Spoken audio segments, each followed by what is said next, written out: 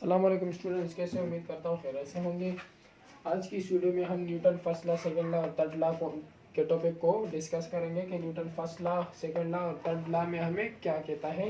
Newton के 3 कानून हैं, बहुत ही इंपॉर्टेंट्स है, पेपर में बार बार आते हैं और ये वैसे भी बहुत इंपॉर्टेंट है न्यूटन का ये topic, Newton first law, second law और third law of motion. First law of motion को एक नाम दिया जाता है इनर्शिया का, second law of motion force और एक्सेलरेशन, मास एक्सेलरेशन वाला है, और थर्ड लॉ एक्शन और रिएक्शन वाला है। तो आज इनको हम डिस्कस करेंगे कि इन टॉपिक से क्या मुराद है। सबसे पहले हम डिस्कस करेंगे न्यूटन के फर्स्ट लॉ को। न्यूटन फर्स्ट लॉ हमें क्या कहता है? देखिए, न्यूटन फर्स्ट लॉ हमें ये कहता है कि कोई भी ऑब्जेक्ट हो, मिसाल गाड़ी ले रहे आप, यहाँ मैं डायग्राम की मदद से आपको समझाऊंगा। अब ये गाड़ी अगर चल रही है, तो क्या होगा? ये गाड़ी अगर मोशन की हालत में है, ये अब यहाँ पर एक रोड पर चल रही है, मोशन में है। न्यूटन का फर्स्ट लॉ कहता है कि ये मोशन में है। इसे रेस्ट में लाने के लिए अगर हम चाहते हैं कि ये गाड़ी रेस्ट में आ जाए, ये मोशन में है, ये गाड़ी रेस्ट में आ जाए, तो इस पर हमें क्या करना होगा? अप्लाई फोर्स लगाना होगा, तभी ये रेस्ट में आ सकता है, वरना अदरवाइज ये मोशन में ही रहेगा, ये फोर्स में नहीं आ सकता। फॉर एग्जाम्पल, गाड़ी चल रही है, मोशन में है, इसे हम रेस्ट में लाने के लिए फोर्स किस तरह अप्लाई करेंगे भाई? तो सिंपल सीधी सी बात है, जब आप यहाँ पर इसका ब्रेक होता है, आप यहाँ पर बैठे हुए, कुर्सी है, आप यहाँ पर इसके ऊपर बैठे हुए हैं, आपका पाँव यहाँ रहा। अब जब आप इस गाड़ी को रोकेंगे तो आप अपने पाँव को मूव करेंगे, ब्रेक के ऊपर रखेंगे और उस पर फोर्स लगाएंगे, ब्रेक पर फोर्स लगाएंगे। जब तक आप फोर्स नहीं लगाएंगे ब्रेक तो नहीं लगेगा। जब आप अपने पाँव को दबाएंगे, फोर्स लगाएंगे ब्रेक के ऊपर, तो ब्रेक लगेगा, गाड़ी स्टॉप होगी। यानी न्यूटन का फर्स्ट लॉ हमें सही कहता है, जब तक कोई मोशन, जो कोई चीज मोशन में हो, कोई ऑब्जेक्ट मोशन में हो, उसे रेस्ट में लाने के लिए हमें फोर्स अप्लाई करना पड़ता है। फोर्स के बगैर वो चीज रेस्ट में नहीं आ सकती। और दूसरी बात क्या करता है? 2 बातें करता है। एक तो ये करता है, दूसरी बात क्या करता है कि अगर कोई चीज रेस्ट में है, उसे मोशन में लाने के लिए हमें फोर्स लगाना पड़ेगा। किस तरह? अब एक मिसाल बुक की ले लो। ये मेरे पास एक बुक पड़ा हुआ है, ये मेरे एक किताब है। अब इस किताब को अगर मैं पढ़ता हूँ, ये किताब अगर मेरे पास इस मेज पर पड़ी हुई है, अब अगर मैं इस किताब को नहीं देखता, हूँ, तो ये किताब, या मैं इसे नहीं उठाता हूँ, ये किताब यहाँ पर पड़ी रहेगी। 10 साल हो जाए, 15 साल, अगर ये इसी तरह हो पड़ी रहेगी, अगर कोई इसको हाथ में लगाए, ये किताब तो हजारों साल तक पड़ी रहेगी, जब तक किताब खराब नहीं होगी। रेस्ट की हालत में है, रेस्ट की हालत में पड़ी रहेगी।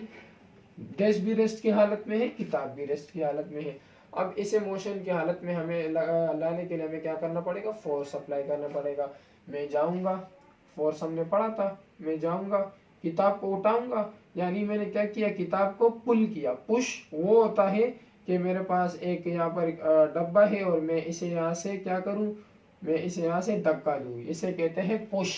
और पुल क्या होता है? पुल ये होता है कि मेरे हाथ में, मेरे पास एक ये डब्बा मैं अपने हाथ में इस तरह उठा लूँ, ये डब्बा मैं अपने हाथ में इस तरह उठा लूँ, ये होता है पुल, ये होता है पुश। तो जब तक मैं जाऊंगा नहीं, इस किताब को मैं पुल नहीं करूंगा, उठाऊंगा नहीं, इसमें मोशन नहीं पैदा होगी। लेकिन जब मैं इसे उठाऊंगा, इसमें मोशन पैदा होगी। तो मैंने इसे क्या किया? मैंने इसे पुल किया, यानी इस पर फोर्स लगाया। तो न्यूटन का फर्स्ट लॉ हमें सही कहता है कि जब तक कोई चीज मोशन में हो, उसे रेस्ट में लाने के लिए हमें फोर्स अप्लाई करना पड़ता है।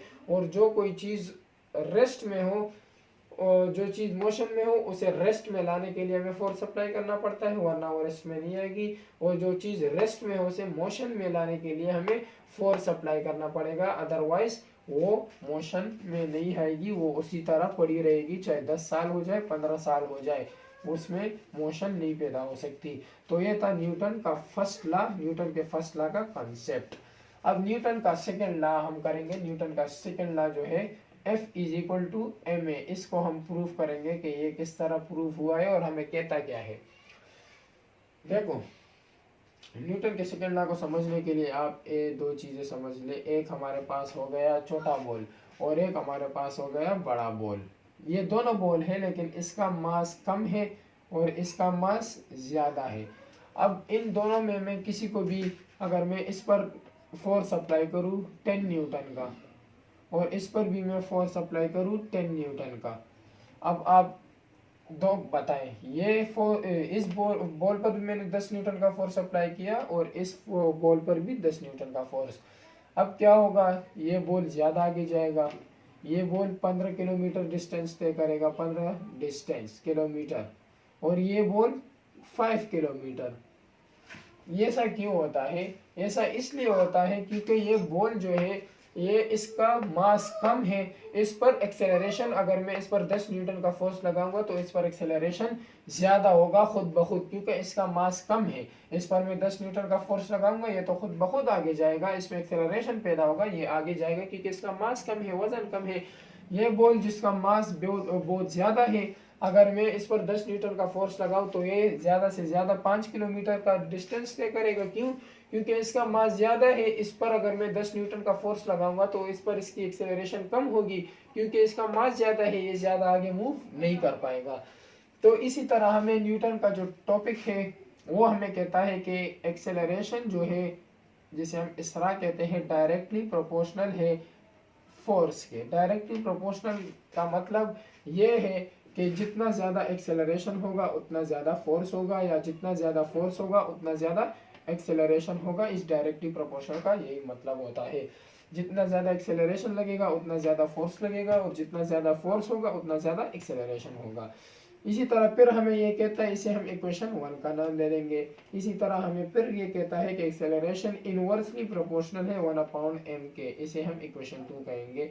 अब आप बोलोगे कि ये दोनों साइन तो एक जैसे हैं, इसे हमने डायरेक्टली प्रोपोर्शनल कहा और इसे इनवर्सली।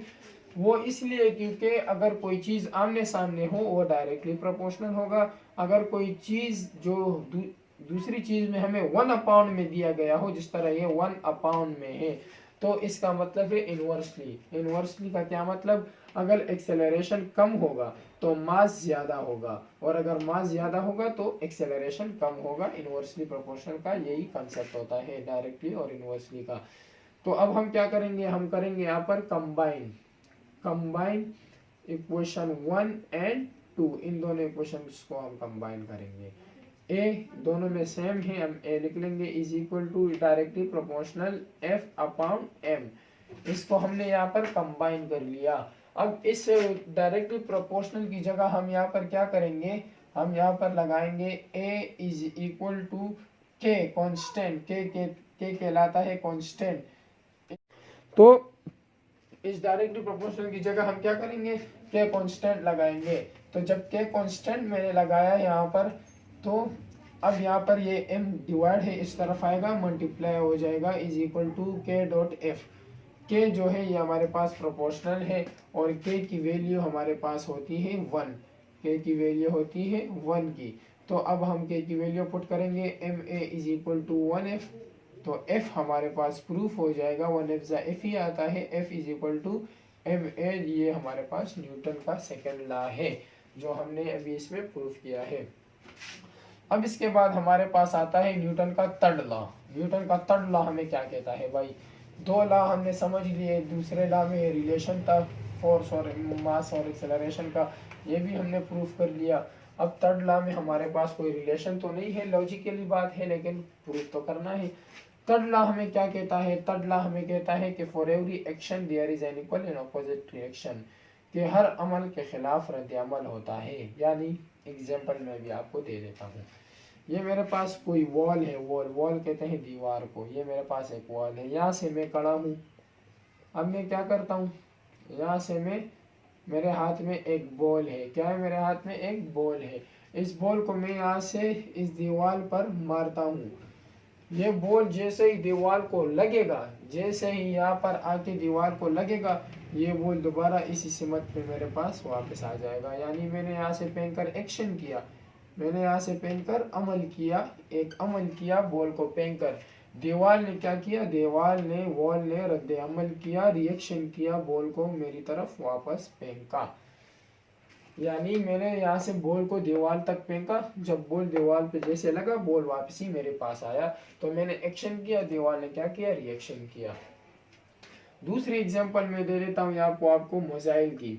हमारे पास एक होता है मोजाइल, कोई भी किस्म का मोजाइल ले लो आप, कोई भी हो सकता है मोजाइल। अब इस मोजाइल में क्या होता है, जब ये लॉन्च करने के लिए जाता है ऊपर, अब मोजाइल के वजन तो मास तो बहुत ज्यादा है, ये मोजाइल तो नीचे गिरेगा, क्योंकि जमीन में अगर मैं यहाँ पर इस पेन को छोड़ दूँ तो ये तो नीचे जाएगा, ये तो यहाँ पर नहीं टिकता है, ये नीचे जाएगा, गिरेगा, इसका वजन ज्यादा है और जमीन हवा में कोई चीज रुक नहीं सकती। तो ये मोजाइल नीचे जाने की कोशिश तो लाजमी बात है करेगा, लेकिन ये नीचे नहीं जाता, ऊपर जाता है। क्यों? अब मोजाइल जो है ये नीचे जाने की कोशिश करता है, ये एक्शन करता है। क्या एक्शन करता है? ये कहता है कि मैं नीचे जाऊं, लेकिन इसके नीचे जो आग लगी हुई थी, जो आग लगी हुई होती है, ये रिएक्शन करता है। ये क्या रिएक्शन करता है? ये इस मोजाइल को ऊपर की तरफ धकेलता है, इसे नीचे आने नहीं देता, इसे ऊपर की तरफ ले जाता है। जैसे एक और एग्जांपल मैं आपको लास्ट एग्जांपल दे दूं तो हमारे पास है बुक की। ये हमारे पास एक बुक हो गया एक किस्म का, और ये एक मेज पे पड़ा है।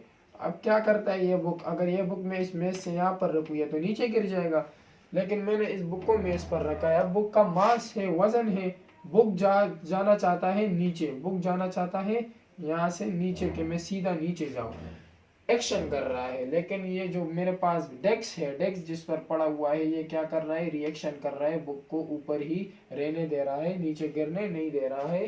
तो न्यूटन का थर्ड लॉ भी साबित होता है कि every action there is an equal and opposite reaction, हर अमल के खिलाफ रद्द अमल होता है। जिस तरह इस 3 एग्जाम्पल में मैंने आपको कहा कि किस तरह अमल के खिलाफ रद्द अमल होता है। तो यहाँ तक न्यूटन का फर्स्ट, सेकंड और थर्ड लॉ का टॉपिक था जो हमने पढ़ा, समझा इसमें।